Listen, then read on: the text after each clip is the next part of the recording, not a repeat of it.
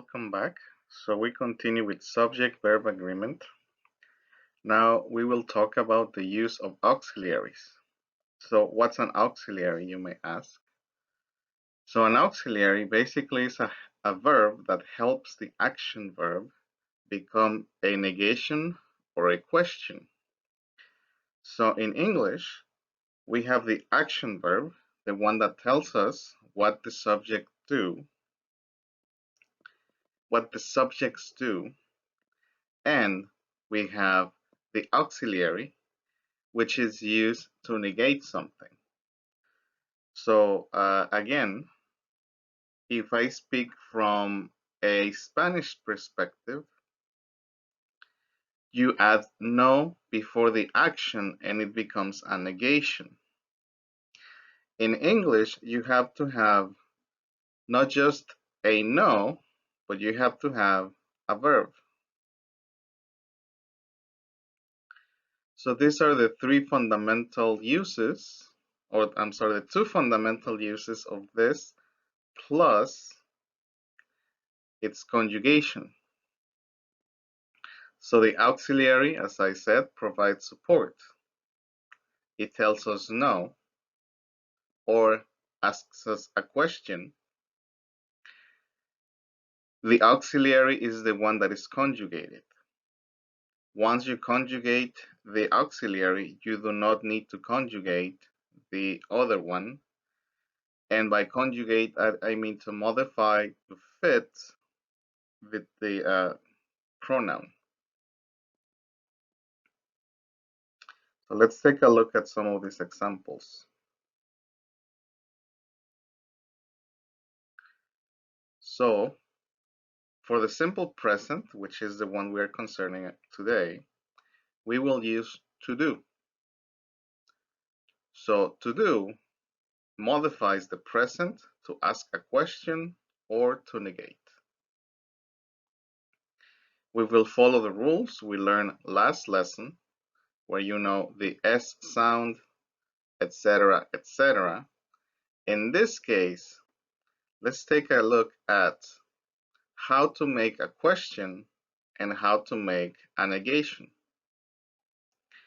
In English, to make a question, you put the auxiliary at the beginning of the statement. So on this picture, we see two people, and one of those people has the ball and the other one does not. So if I were to ask a question,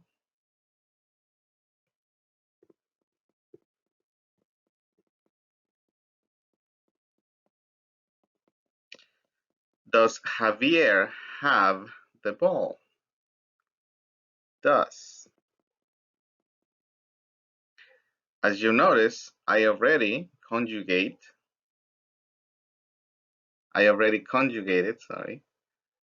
does for Javier. Does Javier have the ball? Here, I do not need an S sound anymore. Why? It's already at the beginning. So does Javier have the ball? That guy on red is Javier, or pinkish. And the statement is negative. Javier does not have the ball. Notice the auxiliary does, and the negation not. So Javier does not have the ball. Again, in English, we only conjugate once. If I already said does, I do not have to say has. So does Javier have the ball? Javier does not have the ball.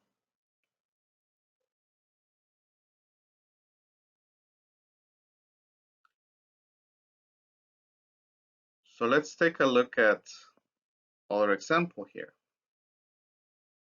So for a negation on the third person singular, Julia does not want cake. Plural, they do not want cake. Again, does not. Since I already conjugated the verb to do, I do not need to put the S on want. At the bottom, I already conjugated do, so I do not need to do anything else. So, again, in English, you only conjugate once. Let's take a look on the interrogative side. Again, does Julia want cake? So the S sound is on the auxiliary, does. On the plural, do they want cake? And nothing else is required. So that's the other thing about English in this regard. Once you conjugate the auxiliary on the simple tenses, and this is very important, on the simple tenses, you do not have to do it again. So, to negate or to create a question, we use the auxiliary to do for the simple present. Here is the evolution of a statement.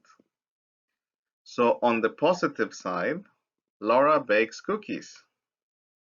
On the negative side, Laura does not bake cookies. And on the question side, does Laura bake cookies? Notice the S sound. It's still there, but just on a different place. Right? So on the positive, we do as we did yesterday or last lesson. Laura bakes. Laura does not. Does Laura. So the S is there. It does not go away. It just changes from one verb to the other. From the action, the auxiliary.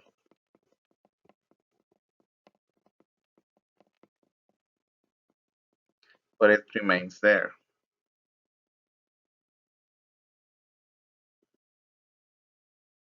So again, let's take a look at another example.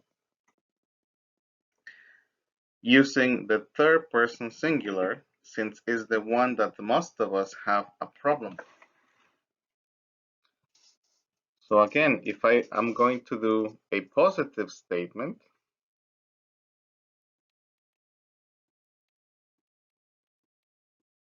Jack loves barbecue.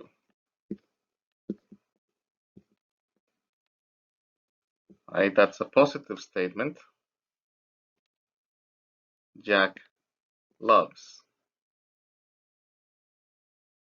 Now that S is going to migrate. If I were to write now, Jack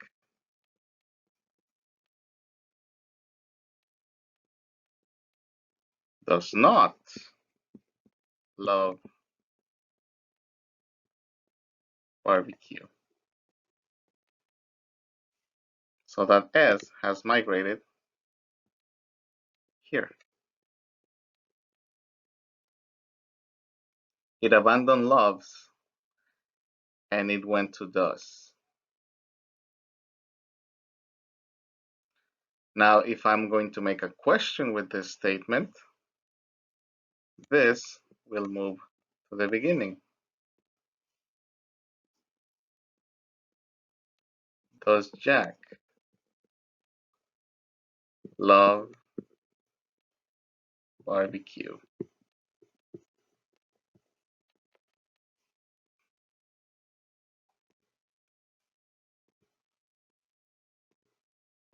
So we go back to the dancing. Supposed to be red, but I didn't press the correct key. So Jack loves barbecue. That's a statement in the affirmative. Jack does not love barbecue. That's a statement in the negative. Does Jack love barbecue? That's a statement in the interrogative. So as you can see, the S sound doesn't go anywhere. It just goes from the action, which is loves, to the auxiliary, which is does. But it remains. Again, because in English, you only conjugate once. You do not say, Jack does not loves barbecue. You simply say, Jack does not love barbecue. Now, why am I not using contractions? Because contractions are used in colloquial speech, and we are trying to improve our formal speech and our formal writing. So if I were texting or sending a letter to my friends or family, I would use contractions. But if I am writing a resume, a formal letter, or anything that has to do with a professional looking text, contractions are not recommended bigly. So today we learn how to use auxiliaries in the simple present to form questions and to form negations. Last time we learned about the S sound on the third person. On the next lesson, we will focus on the simple future, which is the easiest tense in the English language according to my experience and nothing else. Thank you, and I will see you next time.